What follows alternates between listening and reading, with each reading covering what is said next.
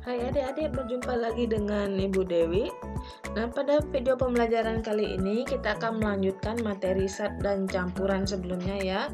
Jadi sekarang kita akan membahas mengenai campuran homogen dan heterogen. Nah, sebelumnya, apa itu campuran? Ya, campuran adalah gabungan dari dua zat atau lebih yang sifat asalnya tidak hilang sama sekali. Nah, sebagai contoh ya, misalnya kita ingin mencampurkan gula dan air. Kita tahu pada saat sebelum mencampurkan gula itu akan terasa manis. Kemudian kita campurkan dengan air, aduk sampai dia larut. Kita rasakan air gula tadi, maka rasa gula itu akan tetap ada, tidak hilang ya. Nah, untuk campuran sendiri itu dibagi menjadi dua, yaitu campuran homogen dan campuran heterogen. Nah, ini adalah perbedaan dari campuran homogen dan campuran heterogen. Untuk campuran homogen, ukuran partikel zat yang bercampur itu akan berukuran molekul. Maksudnya berukuran molekul itu artinya tidak dapat kita lihat fase-fase yang ada dalam campuran tadi.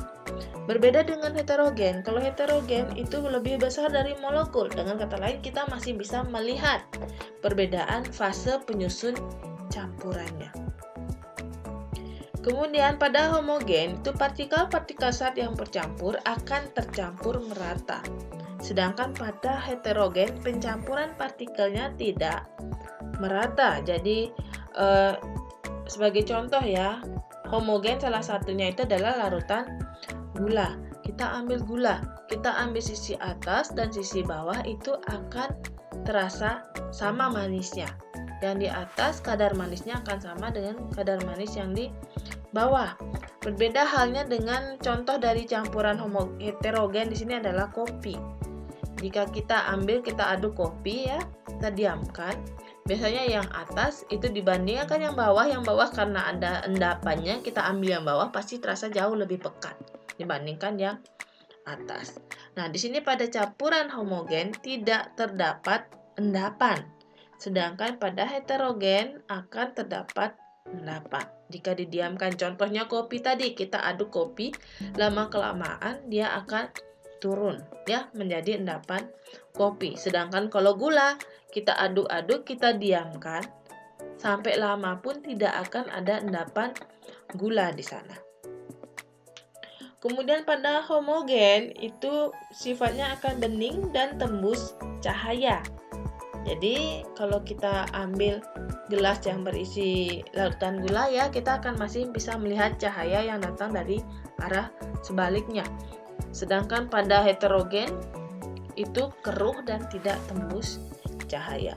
Nah, jika lebih mudah ingin membedakan antara campuran homogen dan campuran heterogen, adik-adik bisa lakukan ini di rumah ya.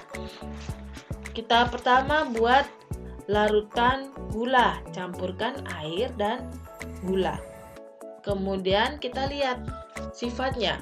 Yang pertama, apakah kalian bisa membedakan partikel-partikel penyusun campuran itu? Gulanya setelah larut kita tidak akan bisa melihat gulanya ada di mana. Ya, kemudian didiamkan, dia tidak akan ada endapan dan bisa terlihat di sini masih bening. Ya, jadi kita bisa katakan kalau larutan gula merupakan campuran homogen. Berikutnya, adik-adik silakan diambil air, kemudian campurkan atau masukkan 1 sendok beras. Diaduk. Nah, adik-adik setelah diaduk, apakah berasnya hilang atau larut seperti larutan gula? Ya, tentu enggak ya. Kita aduk, kita diamkan, lama-lama berasnya akan turun ke bawah, sehingga akan terbentuk endapan. Jadi sudah jelas ya, sudah ada endapan berarti dia sudah pasti campuran heterogen. Kemudian adik-adik ambil air dan teh celup ya, teh celup kemudian dicelupkan di sana. Bukan serbuk tehnya yang dimasukkan, tapi kita lihat zat warnanya. pada saat teh itu mengeluarkan zat warnanya, kita akan melihat tidak ada endapan di sana. Dan larutan itu masih bening. Ya, sehingga dapat dikatakan teh ini akan bersifat homogen. Berikutnya, campurkan air dengan 1 sendok minyak. Kalian aduk. Setelah diaduk, apa yang terjadi? Nah, akan terlihat jika air dan minyak akan memisah. Airnya ada di bawah, minyaknya ada di atas. Dengan demikian, kita masih bisa membedakan fase yang membentuk atau zat-zat yang membentuk campuran tersebut, yaitu minyak dan airnya. Sehingga bisa dikatakan campuran antara minyak dan air ini adalah campuran heterogen.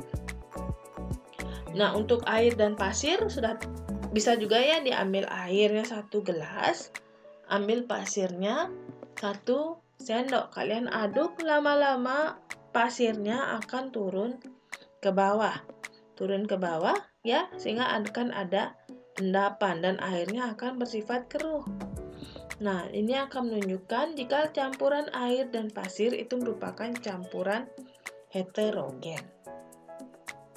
Nah, untuk kopi tadi sudah dijelaskan di sebelumnya, Ibu gunakan sebagai contoh ya. Jadi sudah jelas kopi ini dilihat dia keruh ya, dan di bawahnya kalau kita diamkan lama-kelamaan akan ada endapan kopi, sehingga bisa dikatakan kopi ini bersifat campuran heterogen. Nah, demikian untuk campuran homogen dan heterogen. Silakan adik-adik lakukan pengamatan di rumah masing-masing ya, agar lebih mudah untuk melihat perbedaan antara campuran homogen dan heterogen. Jadi setelah video pembelajaran kali ini, semoga semakin paham ya apa yang maksud dari campuran tersebut. Selamat belajar dan sampai berjumpa lagi di video pembelajaran selanjutnya.